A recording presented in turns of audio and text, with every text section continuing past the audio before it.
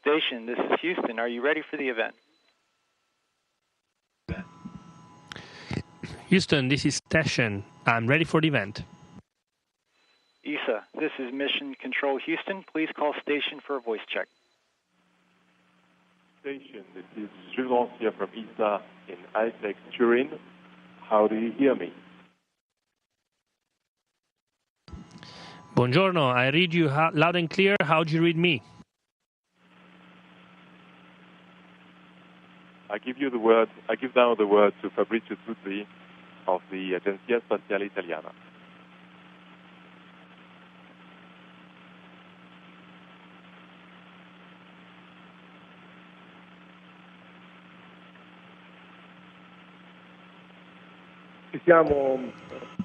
Buongiorno, signor L'agenzia,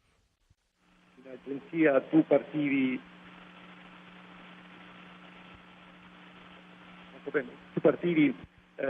per la stazione spaziale. When you left for the International Space Station, I wanted to ask you, after the first 2 months of activities, a first set of impressions, of emotions, of activities that you have performed. Signor Direttore Generale, innanzitutto, Director, good day. Benvenuto a bordo. Welcome on board the space station. Here we are in the Columbus module. And I thank you for the question, which allows me to expound upon the activities that we perform on the space station. The first 2 months were very, very intense.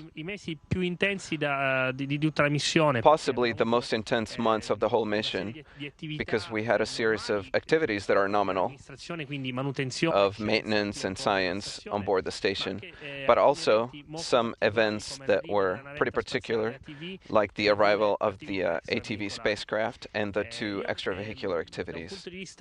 From a personal standpoint of emotions, I really feel like I'm living a dream that is not ending when I wake up in the morning, but instead it continues. It's wonderful to be here on board with the idea of doing something valuable, like the science that we perform on station. It has immediate effects on the Earth. The bleeding-edge technology that we test here on station is used on Earth and also for the future exploration. From a standpoint of specific events, I'm very happy that the ATV worked perfectly. It docked perfectly and brought on board many things that we are in need of. So for me, the first 2 months definitely positive, and I hope that the mission will only keep getting better in this sense.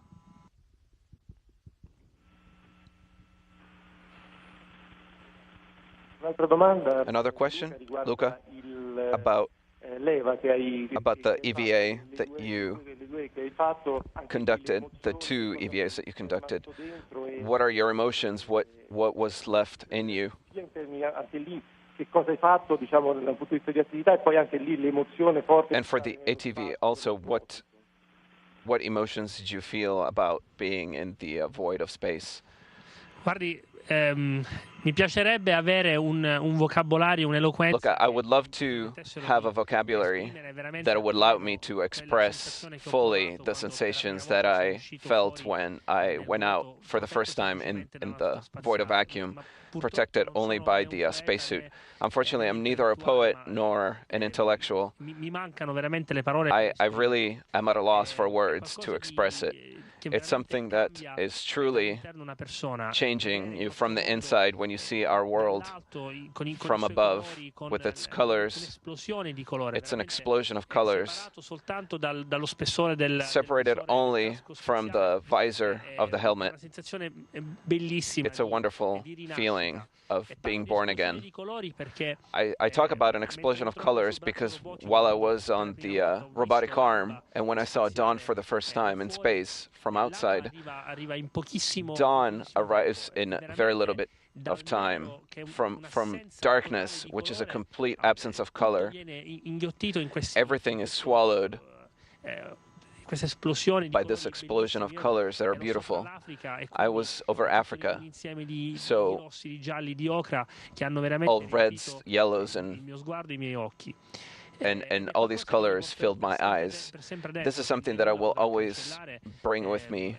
No one will ever be able to erase it. Even the events of the second EVA, they won't be able to dampen the desire to do that again and to complete the work that I've started, that unfortunately I wasn't able to complete. Fortunately, the first EVA went really well, very quickly, so we were able to accomplish all our goals, which were to complete the installation of the RGBs, that are large bars that are used to move the radiators in case of issues. So we brought them to their final installation point. And then we brought back some experiments that were outside for a certain amount of time that will be brought back on the ground to analyze the effects of vacuum and space temperatures on certain materials. And then we also took a broken video camera that is inside here with us, inside the station. And we also started the connection of a series of cables that we would have had to complete during the second EVA.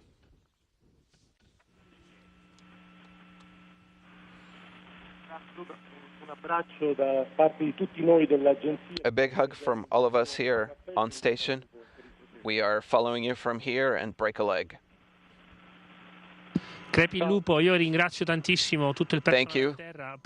And I also thank all the ground personnel for the extraordinary support that I constantly feel.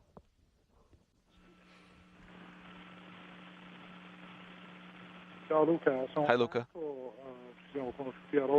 We met in Rome and we spoke a few times. I wanted to ask you, the space station is one of the few satellites that we're able to repair. You talked about EVA repairs. What difference did you find between repairing the pump down on Earth and up there on station? This is also a great question. For me, on station, it was a little bit more complex because I didn't have the support of the instructors that are always very attentive to these things, and you don't have that security blanket of somebody knowing a little more than you, plus the surprises that are inevitable in the space environment. But there is something that I brought here as a surprise that helped me a lot in repairing the pump. This came with the ATV. Unfortunately, I didn't have time to set it all up when I repaired the pump, but this is our brand new toolbox, which is really extraordinary.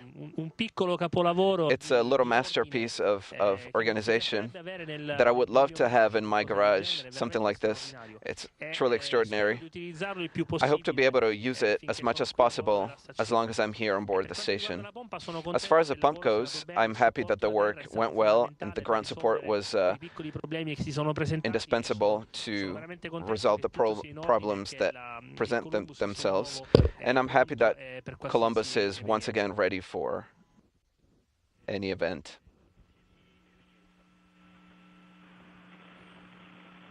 Luca, naturally. All of us at ESA were with you. We followed the mission with great interest. We were close to you while you were having trouble with the EVA. We're very happy that everything's going well. Bye. Grazie tantissimo. Thank you very much.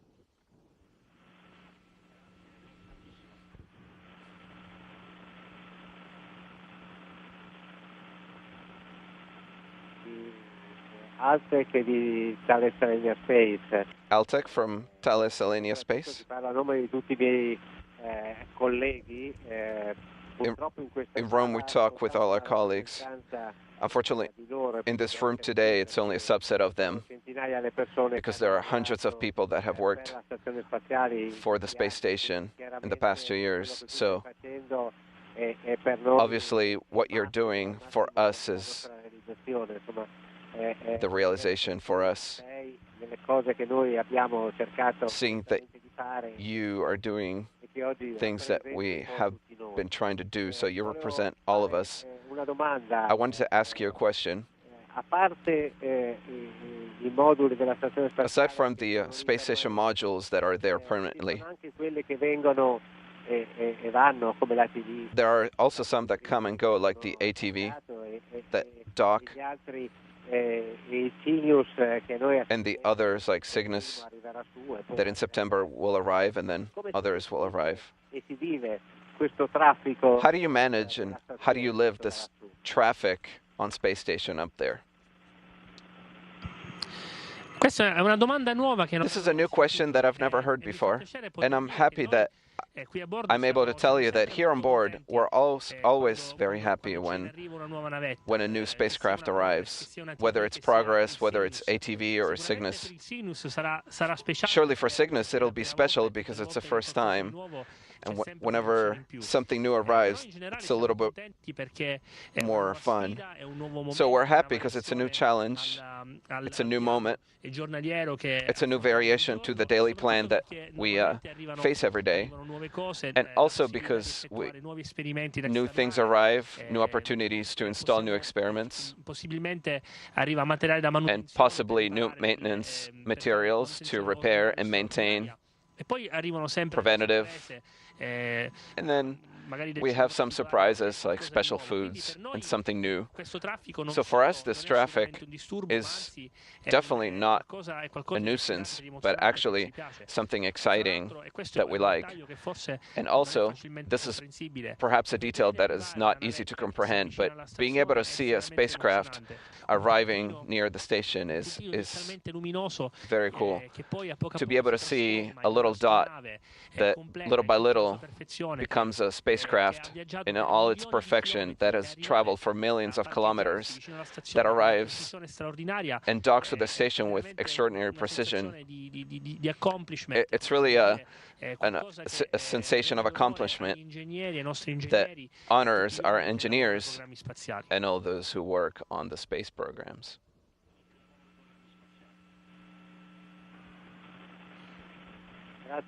Thank you, Luca.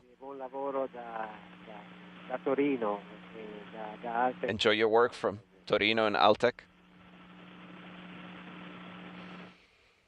Thank you, all the men of Thales Alenia, and thanks to all those in Turin for their hospitalities they've demonstrated in the past. I'm going to pass the microphone to the president of the Piedmont region, since we're in region. Buongiorno Luca, sono Roberto Cotta. Good day, Luca. This is Roberto Cotta. First of all, I'm very happy to be able to speak with you on behalf of all the people of Piedmont. They told me that you have attended the Umberto Nazionale. Not as a student, unfortunately. It seemed like a wonderful place. I was there as a guest, speaking with the students. Something that will always stay in my memories as a symbol of Italy at work, because it's a great, wonderful reality. It's a healthy and living environment. Perfect. Thank you. So this is a renewal of an invitation to the region when you will come back from this experience. I wanted to ask you a question that maybe a lot of people ask you. The experiments that you perform, what type of impact can they have on our life in the future? If you could give us an example of research that was done in the past in space and that then had an impact versus new research, new scientific findings, or research that you're performing today. Thank you for the question, because actually, perhaps we talk too little about the exceptional impact that the International Space Station science has on Earth. First of all, it's a reason for Italy to boast. Here on station, we will start an experiment coming from Italy called ICE. ICE. It's an experiment about combustion of biological fuels, which tends to minimize the poisonous emissions. So it's an experiment of green air, which tends to unify business and environment for having fuels that are renewable and that don't pollute. So impacts on economy and ecology. Other experiments that will have impact briefly. Spinal ultrasound. One is called spinal ultrasound. So we do some echocardiograms on the spine. So using a machine no bigger than a laptop, we can diagnose problems with the spine. Something that right now is only possible with very complex machines like MRIs and scanners. So in places that are hard to access, being able to bring these large machines is impossible. So throughout this research that we're conducting on board, we'll be able to diagnose even in very remote areas. So again, immediate impact. And these are just a couple of examples of what we do on board. We're also working on a diet that is hopefully able to minimize the calcium loss. We on orbit have rapid osteoporosis due to the lack of gravity. If we're able to establish a link between what we're eating and bone loss, we're able to transfer this down to Earth, and we should be able to help millions of people on Earth suffering from osteoporosis. These are examples of science that we're conducting on board. The experiments are hundreds that we're conducting on board for all year round, throughout the entire time that the station is up. Cosa ti manca della Terra? What do you miss about Earth?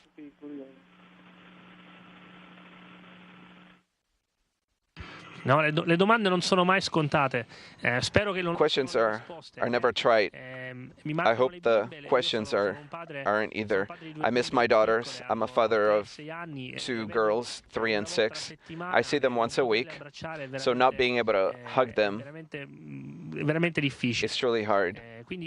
So this is a part that is most melancholy. Something a little more normal. I miss a nice espresso, the way they can only make in Italy. So here on board, we still don't have the technology that allows us to have a good coffee. And finally, I am from Sicily. So for me, summer has always been tied to the idea of the beach and the breeze out at sea. So this environment that has no smells and is a little bit sterile is something that I miss. But I'm happy to be here, and I wouldn't change a thing. I wouldn't trade the work that I'm doing for anything else.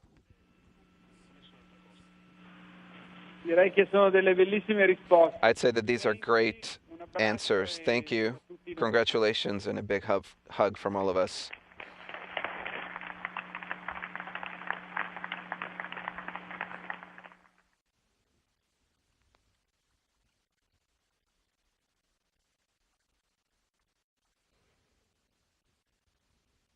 Station, this is Houston ACR. That concludes the event. Thank you.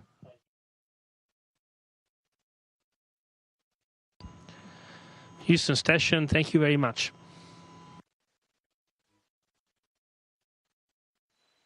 And thank you, ESA and participants. Station, we are now resuming operational audio communications.